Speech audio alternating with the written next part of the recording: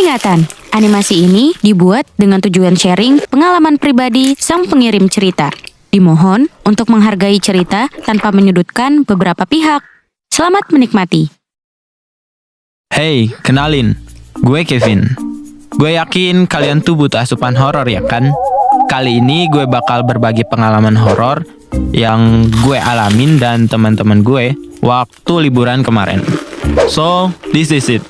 Akhir tahun atau lebih tepatnya memasuki pertengahan Desember 2022, setelah selesai ulangan, gue punya planning buat ngecamp di Rano Regulo di daerah Lumajang. Tapi karena kondisi Gunung Semeru yang baru aja erupsi, kita coba cari alternatif lain. Terus terbesitlah di pikiran gue buat ngecamp di salah satu pantai di daerah Taman Nasional Meru Betiri. Nama pantainya itu Pantai Nanggelan. Setelah ngasih tahu trek perjalanan dan indahnya Pantai Nanggelan, teman-teman gue setuju buat ngecamp di sana. Singkat cerita, setelah beres semua persiapannya, gue ngumpul di kosan temen gue dulu. Di sini ada kelima teman dekat gue. Ada Noval, Naji, Riko, Nanda, dan Juhdi. Terus jam 3 sorenya kita berangkat ke pantai naik motor. Perjalanan ke pantai itu kurang lebih 40 km. Semua berjalan normal, hampir nggak ada hambatan sama sekali. Ketika udah sampai di wilayah Taman Nasional Meru Betiri, kita berhenti di Indomart terakhir. Ya, standar lah. Di sini kita nyetok jajanan sama minuman buat konsumsi nanti di pantai. Kebetulan udah jam 4 sore, jadi menurut gue ini udah kesorean. So, gue minta teman-teman gue buat ngebut bawa motornya. Gue udah ngingetin ke teman-teman gue buat jaga omongan dan sikap selama di lokasi. Setelah melanjutkan perjalanan, kini jalanannya udah mulai jelek. Banyak jalan berlubang dan banyak lumpur yang bikin kita berasa ikut kompetisi off-road. FYI, sepanjang perjalanan ini hanya ada perkebunan karet dan jarang sekali ada rumah penduduk. Setelah melewati perkebunan karet, kita memasuki hutan jati. Nah, di sini kita ketemu penduduk sekitar. Beliau nanya ke kita, "Apa kalian mau pergi ke pantai?" Terus kita ngejawab iya. Seketika raut wajah beliau kelihatan begitu cemas, mengingat waktu kami sampai itu udah jam 5 sore. Akhirnya beliau mengantarkan kami ke parkiran. Sesampainya di parkiran, beliau menyuruh kami memasukkan motor kami ke dalam gubuk dan mengunci ganda. Soalnya yang jaga parkiran lagi keluar. Setelah itu kami pun segera berangkat menuju pantai. Gue lihat lagi wajah bapak itu kayak sedikit ragu dan khawatir sama kami. Jujur, gue jadi rada takut.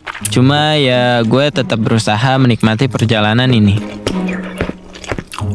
FYI, lokasi tempat parkir ke pantai itu ya lumayan jauh. Butuh sekitar 40 menitan buat sampai ke pantai. Itu pun harus melewati bukit dulu. Nah, gue jelasin ya bagaimana urutan kita jalan. Gue sendiri ada di barisan depan sebagai leader, sekaligus navigator karena gue yang paling paham soal jalur menuju pantai. Teman-teman gue aja sampai manggil gue si paling paham. Hehe. Sementara di belakang gue ada Naji, Juhdi, Nanda, Riko, dan Noval. Langit jelas semakin gelap. Nah, bodohnya kita lupa bawa senter. Kebetulan yang bawa senter cuma si Juhdi doang. Jadi terpaksa kita pakai flash HP yang cahayanya nggak seterang itu. Di sini hal aneh pun mulai terjadi. Baru aja naik tanjakan pertama, tiba-tiba gue ngedenger suara benda jatuh. Gue pikir itu buah kelapa. Tapi karena sedikit curiga, gue nyuruh teman-teman gue buat nyenter daerah sekitar. Dan ternyata nggak ada apa-apa woi. Mungkin gue yang salah dengar. Kita gas lanjut jalan lagi. Kalau boleh jujur, gue gedek banget sama Nanda. Omongannya itu loh, gak bisa dijaga. Udah ditegur, masih aja ngomongnya ngalor ngidul. Ya udahlah ya, gue coba berdoa dalam hati gak akan ada kejadian apa-apa. Akhirnya dari kejauhan kita dengar suara ombak.